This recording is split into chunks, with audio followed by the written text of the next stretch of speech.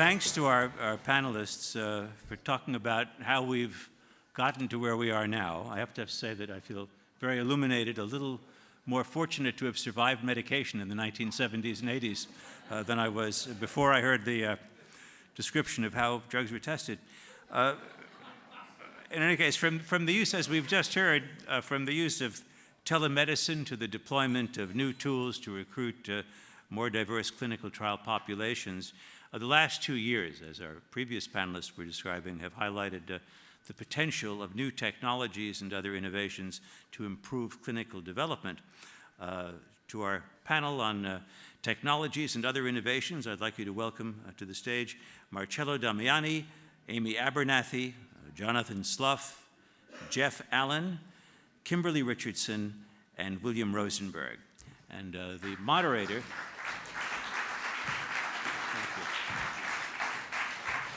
the moderator of our panel is the 2022 chair of ACRO, Jackie Kent.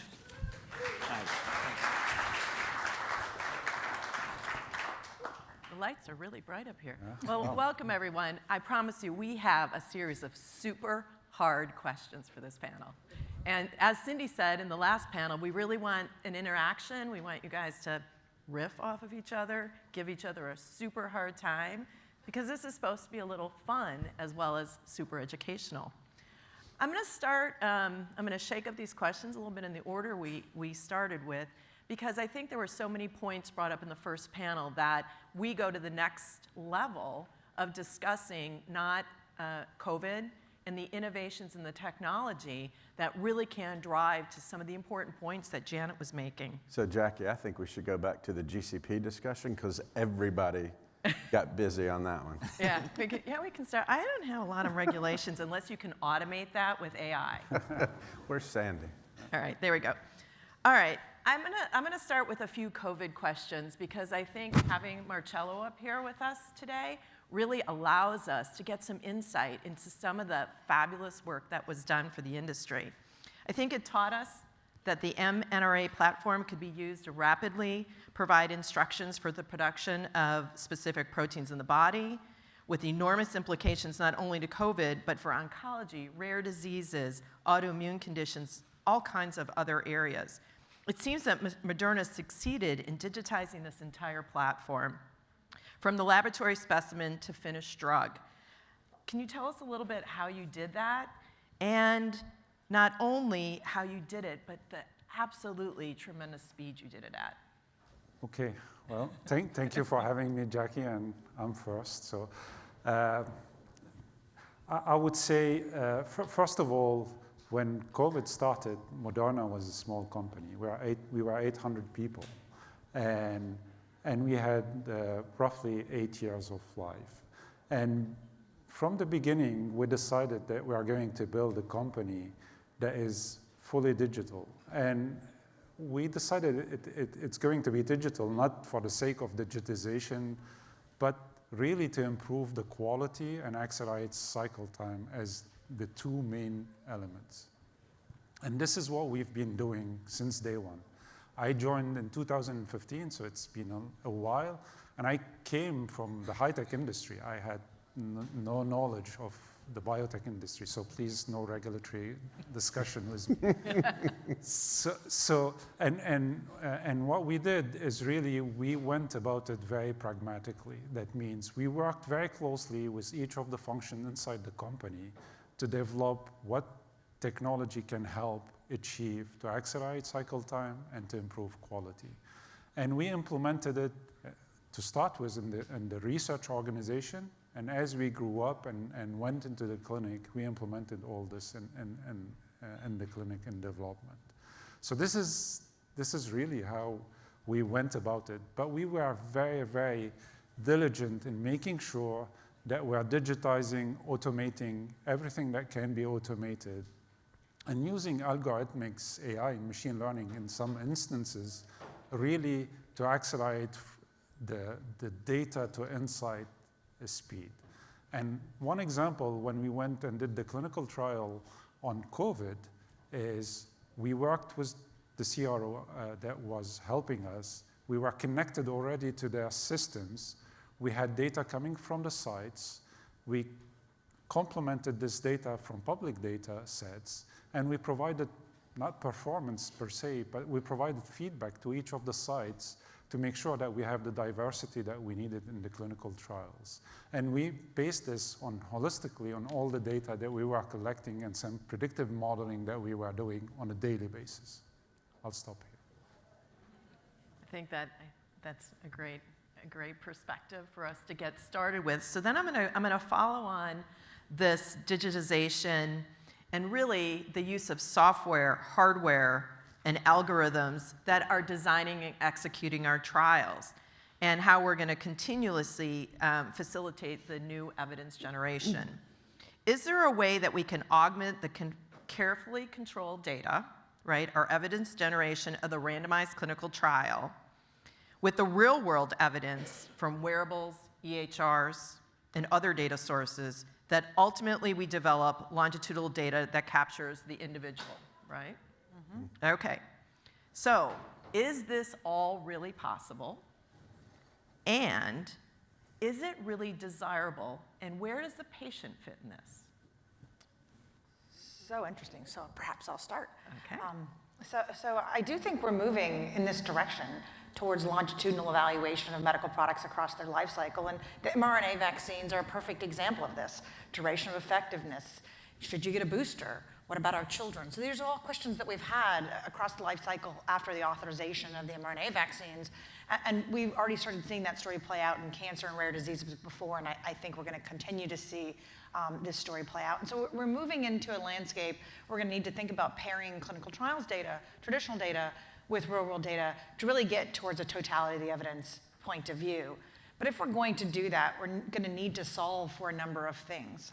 First of all, I don't need to tell this audience about the data quality mismatch between clinical trials data and real-world data. So we're really going to need to think about how do we resolve that so that we can appropriately use data from EHR, wearables, claims, patient-generated data in our evidence generation data sets. And so that's one critical thing to solve for. The second is we're going to need to reduce the burden of participation, because if we're going to evaluate medical products like mRNA vaccines across their life cycle, that means the demand for evidence generation goes up, not down, and the demand for real people is going to go up. And so we need to make it as easy as possible. Sensors in a watch and being able to have objective endpoints embedded into our clinical trials data sets is one example of reducing the burden for patients and also on our overall system. But I submit to you that one of the really big tasks in this, and we heard it from Dr. Woodcock before and the panel, is patient centricity. So building the solutions that meet this totality of the evidence framework and do so in a way that meets people where they are while making sure that we maintain high quality data and we keep participants safe. And so we're going to need to leverage digital technologies and other solutions to do that. And I think that's going to be a critical part of patient centricity in the future.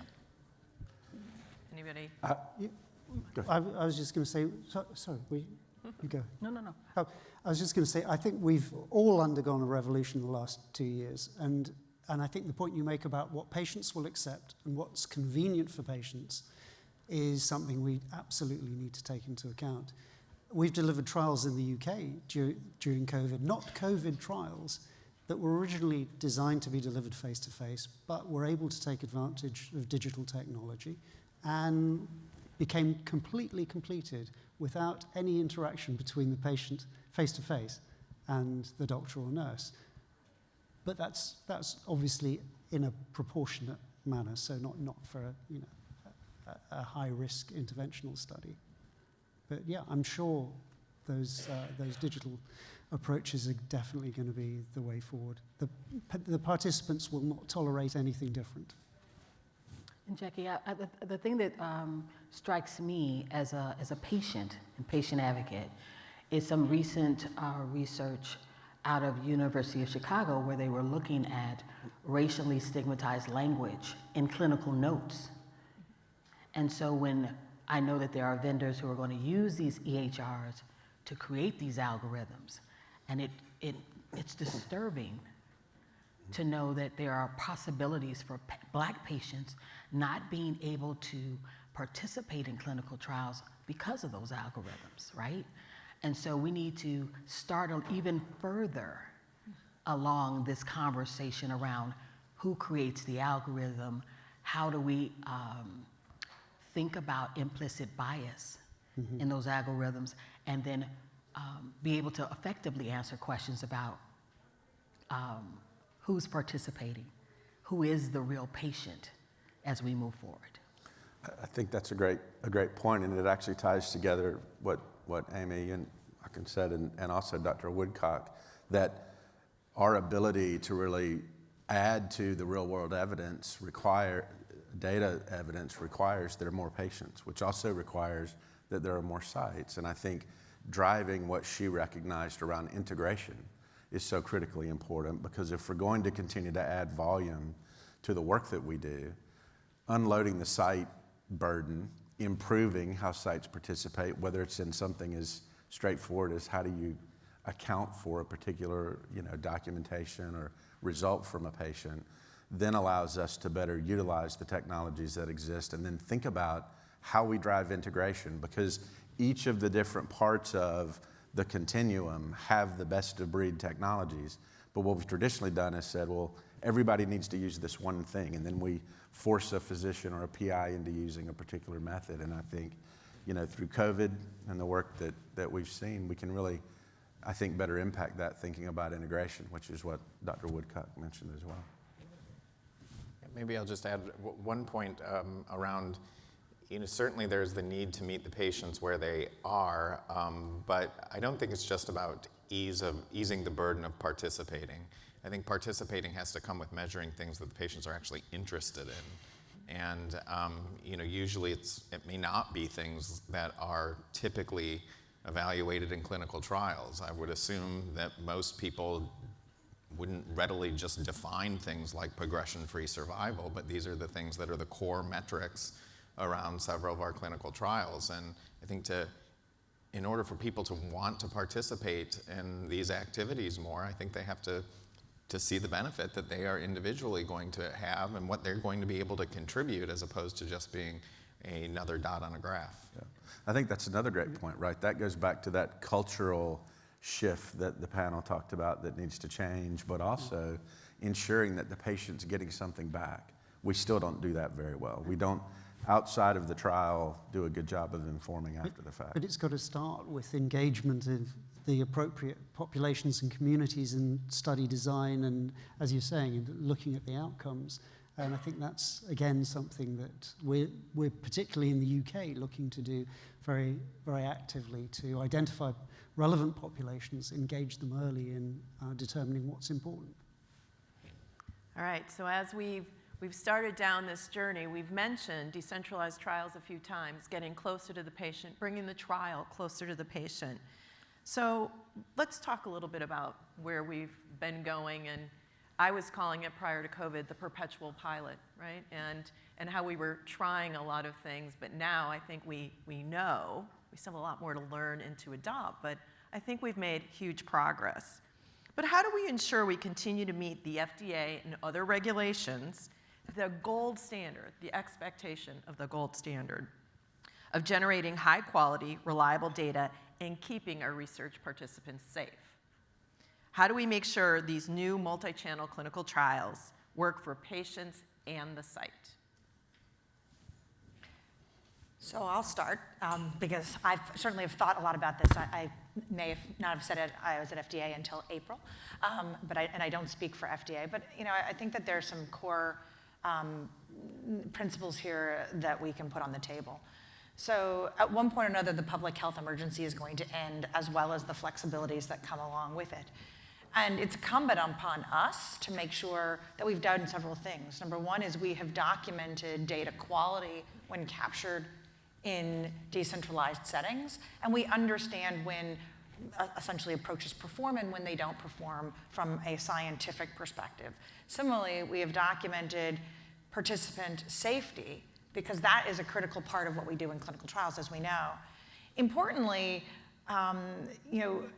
actually ease of participation and participant satisfaction is critically important to all of us as people and community, but that's actually less important when you think about the list of things when you show up with your package. But being able to be clear about the fact that these data sets are going to provide the reliable results that are needed is critical. And I think it goes back even to our conversation a few minutes ago around participant engagement and return of results, et cetera. Making sure that we do the work that doesn't mar our ability to detect a reliable result is very important as we think about really new solutions of the future.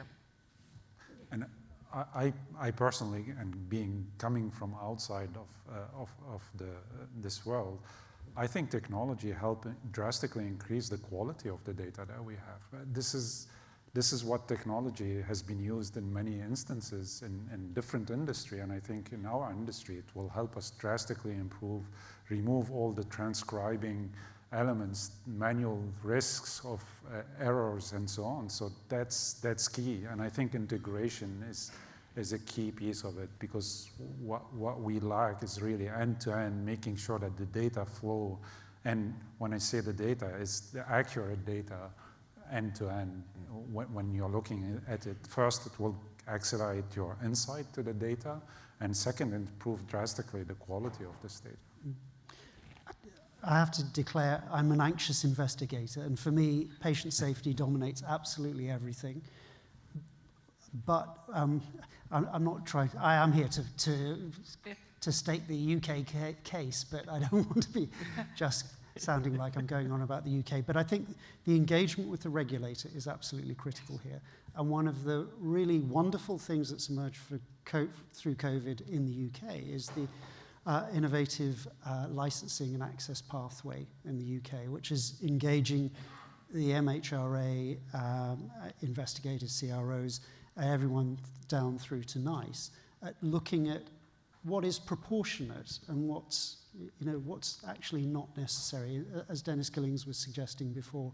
And I think we've always been terrified about taking things out of trials, safety things out of trials, but I think by working closely with the regulators, it's going to be more possible to streamline those sorts of things. And through the ILAP program, there's this assurance through dialogue that what the regulator approves is then going to enable access to be approved as well. There won't be the situation where you get through the regulator, but then you run into barriers with HTA. So I think dialogue's the way forward, and I think this is an opportunity for us to have a different relationship between investigators, sponsors, CROs, and the regulators. Anybody else want to comment? I think there's probably opportunities to think about improvements in collaboration and transparency, even around some of these very specific things. Some of the things that at least I've observed in some of the concepts and attempts for utilization of real-world data is oftentimes the information sort of gets passed on, perhaps to the pharma company whose drug is being evaluated.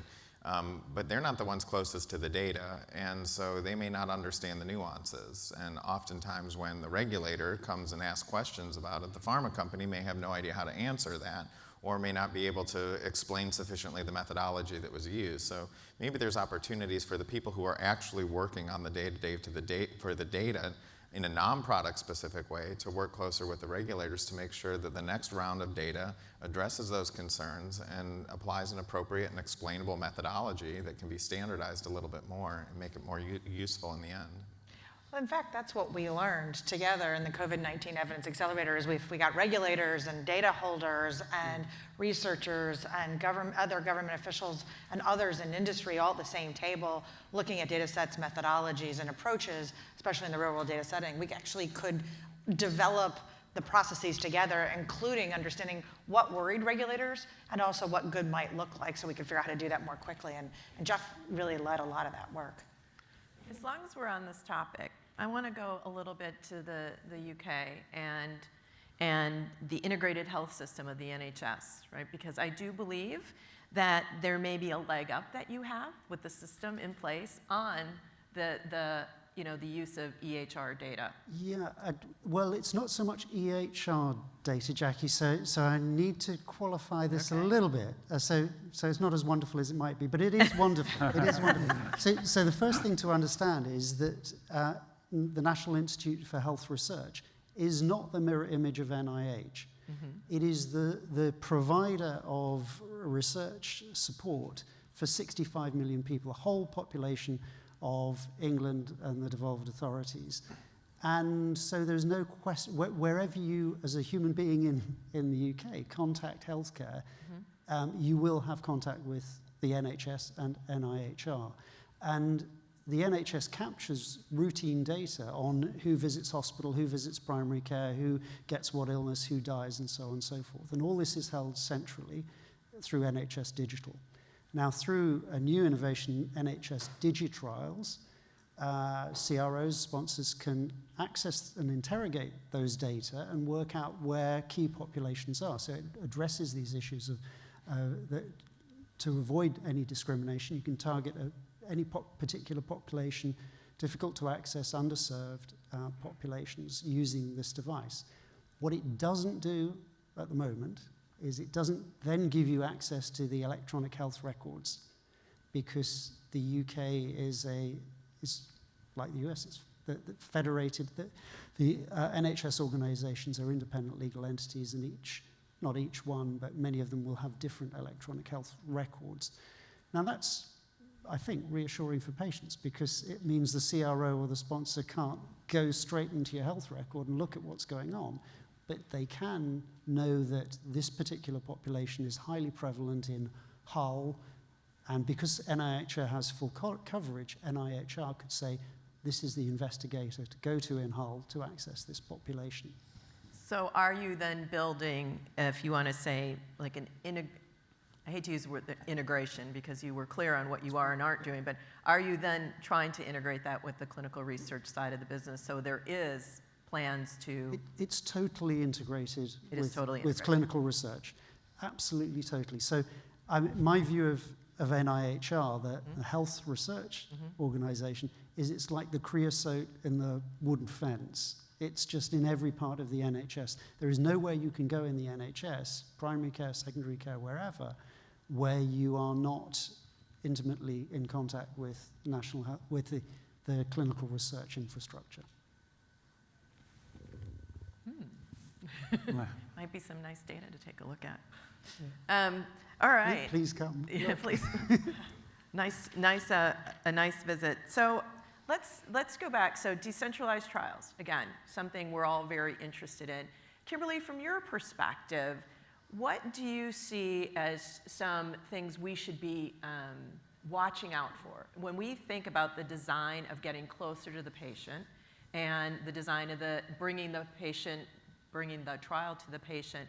What things are you, your advocacy group, and other patients thinking about that we should be aware of that might not be landing quite as we think as an industry?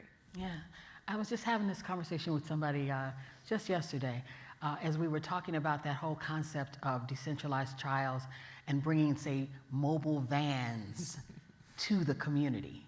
And when I first heard that as an initiative, my initial thought was, if you're going to spend $25,000 on a Winnebago, they can then just pick everybody up and bring them back to the hospital. What's the point of this? But that in and of itself is how these kinds of ideas come together when there's not a diverse group of people in a room, right? That it can sometimes lend itself to groupthink. Oh, a van sounds like a wonderful way, to start doing patient engagement. But from the other side of that, to be sitting in a van to take your blood draws in the middle of Chicago, in the middle of the winter, doesn't sound like the greatest option to participate in the clinical trial in that way. Maybe not. And do I have to stand on the street with my coat on? And Absolutely. The Winnebago is just so big, people. So it's... and everyone sees you going in, too. You're standing online in your own community, Indeed. waiting to go into the, whatever the study is. But we think those things, we think those ideas are novel simply because we're in a smaller group of people thinking about these initiatives. When we do things more diverse, then we don't get these kinds of well-intentioned initiatives that don't quite work out in the end.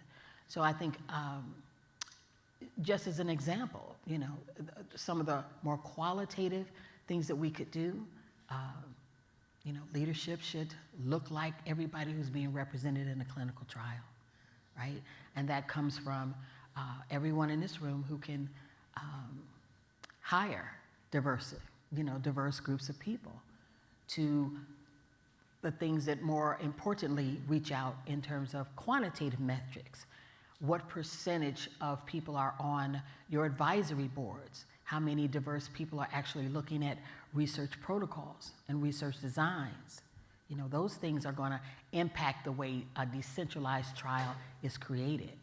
And that we can't take what we did you know, at a larger academic center and bring that into, say, the west side of Chicago that is 99% African American, right? And then secondarily, and you always know I'm going to talk about this, is this concept of what are we doing with all of our neighborhood safety net hospitals that are brick and mortar, right in the community, established trust bearers, have already established trustworthiness in those communities and desperately need that money.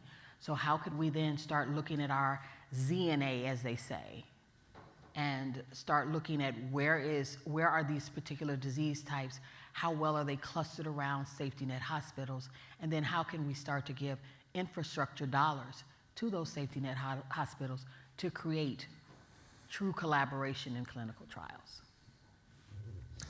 I would even add to that working as an industry with those locations that you're mentioning, those safety net hospitals that are actually still, in most cases, probably quite research naive, need to have fundamentally a shift in how we approach, you know, let's be clear, we're looking for the large recruiting sites that are going to get the more patients that perform, and we forget about those sites that actually exist in those, to use your words, the safety net hospital, that also can build a better community of interest because of the community that they're in.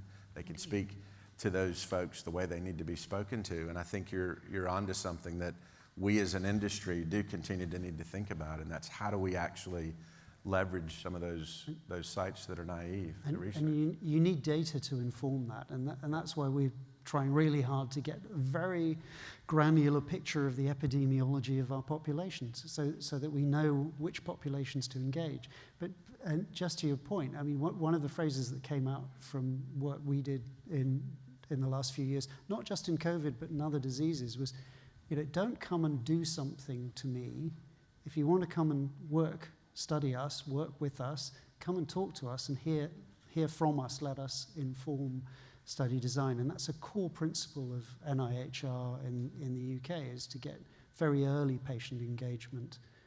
So the patient's voice is included in the design. Indeed, I mean, Tanya, our first speaker, she proved that you know, patients can do this type of work. Sometimes they can do it with, you know, and leave you guys in the dust if you don't, you know, speed up a bit. And so, and she's demonstrated that with her project. So I think it's, you know, finding the time and being willing to really see the patient as an equal partner in the research, and not just, oh, someone that's, you know, it's a performative relationship. I think that's truly important. So as we've talked about the patient perspective, right, making sure that as we drive technology into our clinical trials, we're making sure we're continuing to hear from what the patients need us to do to drive the outcomes that are meaningful to them. Jeff, I want to come to you because I think you've taken a very unique approach with the Friends of Cancer Research and a science-driven advocacy, right? And so often you partner with the industry, you partner with regulators on pilot projects, right, to assess different and faster ways to generate evidence. Tell us a little bit about what influenced you to take this and some of the outcomes that you've seen. I think the goal of these types of projects, and it's nothing that, you know, our organization has done unique, I don't think, it's just finding critical areas where there needs to be additional transparency and a willingness to sort of pressure test different ideas, and hopefully lowering the risk. Oftentimes I think there's probably very thoughtful discussions that happen around a specific product development, where critical decisions are being made, or regulatory decisions, or something that invokes higher pressure. I think where we've seen success from the nonprofit sector, not just us, is identifying areas that, ways to de-risk some of these discussions and pressure test the challenges, the limitations, the opportunities, and sort of build for a future. And identify things that can't necessarily be done by any one organization. There's certain things that one single organization can excel at, but there's some of these macro challenges that I think do require some sort of collaborative, interactive thinking. And I think your point is very true here, that you can get to the right answer if you're the only person in the room, but in order to get to the actual right answer, trying to work through this with a diverse set of experts and various different viewpoints, I think provides more confidence in any of the outcomes. Yep. All right, let's talk about the regulatory landscape a little bit. So I think there's been a race towards some product approvals recently, maybe a small one. And so in this race to product approvals, we seem to be moving towards a faster initial evaluation, right, followed by a long tail of post-approval RWE and other data, a model of longer-term evidence generation evaluation. So another way to look at that is we're seeing much more accelerated approval pathways, especially with the COVID vaccines, the EUAs, and then in our view, or in any of your views, what do we think this impact of this model looks like, and are we comfortable with it? Anybody? It doesn't. Amy, can you go? Maybe I can start maybe on the COVID vaccine. If you look at it, well, there's the initial approval, but right. there, just afterwards, you need to understand the duration of the efficacy. Right. You need to understand the efficacy on the subsequent variants and so on. So this is where the real-world evidence became really very important in how we progress was understanding the effect of the vaccination in the world, and this became key to the boosting strategies and further development of vaccines. So I think it's key. I would go further to say I think this is the direction that we're going to see things continue to move. There's certainly going to be continued push and pull as we ask questions, are sometimes things too accelerated, not accelerated enough?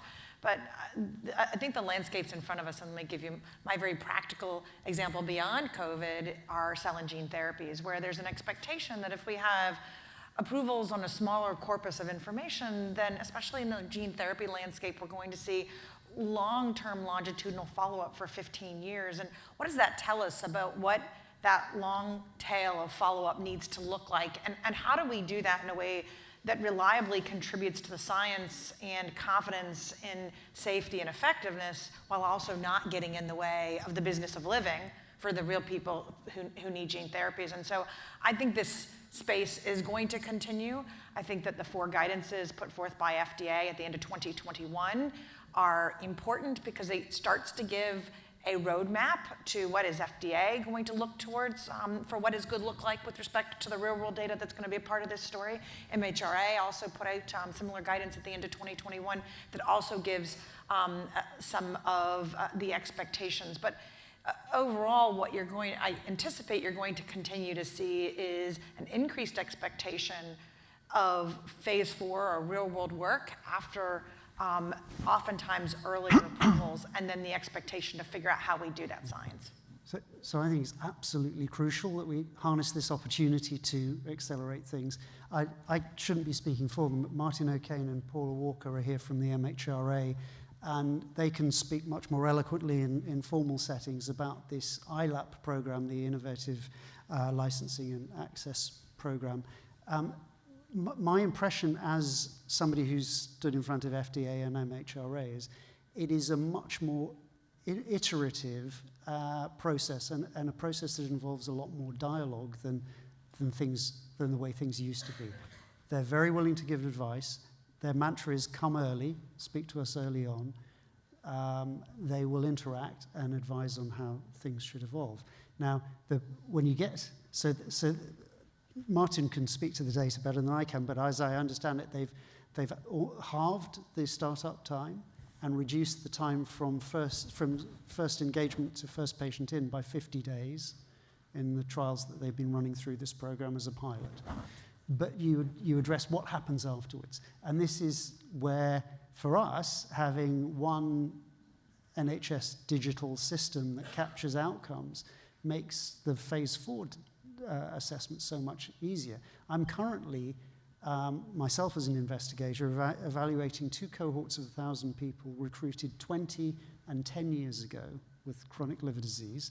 Liver disease evolves over decades. There was no way in the funded period of those trials we could capture the critically important outcomes for patients.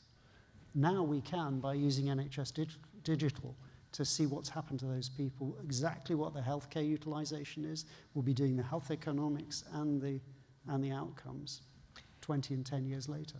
Wow. Okay, Jeff. Yeah, I think some of these changes just are being driven by the science, not just like an arbitrary, okay, Right. we're shifting the balance here because it's time to shift the balance. You know, and it comes down to, you know, sort of managing that, you know, uncertainty that I think Dr. Woodcock mentioned or alluded to in some of her comments around accelerated approval. But, you know, we've seen success here, you know, and I think it's in large part due to the activity and efficacy of the drugs. You know, recently in thinking about accelerants that the US FDA has put into place with the breakthrough therapy designation, well, you know, by our count, it has shaved almost 3 years off of the development period for oncology drugs. And maybe that makes people a little bit nervous, but we've also been able to follow that up, and at least in lung cancer, have shown that those drugs with breakthrough designations, because they can be identified earlier, also have an improved clinical benefit and improved health outcomes compared to those that didn't. So there was less uncertainty in order to go faster. And I think that does now come down to some of the things that are currently being debated about, you know, increased transparency in sort of that post-approval space, you know, now to sort of, you know, balance the desire to address the unmet medical needs that is showing that it can happen. Is it now time to also just make sure that that post-approval safety net is as strong as it can be too? Go ahead. And I also wanted to I want to talk about, you know, even if it's an accelerated trial and we are successful from COVID, we also then have to look at the social and cultural aspects of what happened during COVID, during those COVID trials, and how well Black and brown people learned about trials or understood any information about the vaccines and therefore. And so when we talk about, yes, it's a great idea that we can do things faster, will we take the model that we use from the COVID trial to do more accelerated trials? Because if that's the case, we had so many people that were Black and brown who didn't necessarily trust the vaccine. Mm-hmm. And that was largely because of so many deaths that they were seeing on the national news. So, I mean, we can't work at this accelerated process in a vacuum. Again, we have to continue to think about, well, once we've done all the great and wonderful work, how do we market it? How do we get people to understand it? How do we get people to participate and buy in? Because it's great if it's going to move fast, but if it ain't going nowhere, what's the point? Mm-hmm. Well, I was going to open this up for any last comments from the panel because we want to give a few minutes for questions. You haven't been a very chatty group, though, so I just have to say. Been a little quiet. But I want to give everybody an opportunity to make a last comment, and acceleration has to be in your closing comment. How's that? So I come back to Kimberly's comment on the diversity. Actually, during the COVID trial, and I don't know if everyone remembers, but we slowed down to have more diversity, and that was intentional. I think part of the goal of the clinical trials to be deliberate about the diversity because it matters. This is how we're going to make sure that we are encompassing everyone in them. I think that's key. I would say that, you know, what Jeff just said about the science and the fundamental science has accelerated, and that puts the imperative on us to make sure that the evidence generation can accelerate in line with that. Feels very, very important and compelling. The other part of this is to make sure that our evidence generation is inclusive as possible so that it works for all people is critical. And so I think that a key part of the acceleration has to be the innovation on how we do that work. How do we bring in better technology solutions, leverage all available data, meet people where they are, and also make sure that we're continuously improving quickly. And I think that's going to be the exciting part of the next decade. I agree. I think, and Jeff, you said it well. I think the ability that we have with technology to look at that longitudinal data that's now flowing post a more accelerated level of approval allows us now to get better feedback, to make more iterative decisions that actually can improve the outcomes more quickly. And I think the access from a DCT perspective that everybody wants to talk about should also let us communicate better and collaborate better with participants to meet them where they are. And so we're at this intersection again where we talked about risk-based quality monitoring earlier, and I can't believe we're still talking about it. But Should just be done. here we are, right? I can remember when customers said, you can't say risk, right? But we're at this intersection where it's time to make that shift, and I think the regulatory environment, the data, what we're now learning about cultural inclusion and diversity, I think those things are starting to come together, so it's a real opportunity.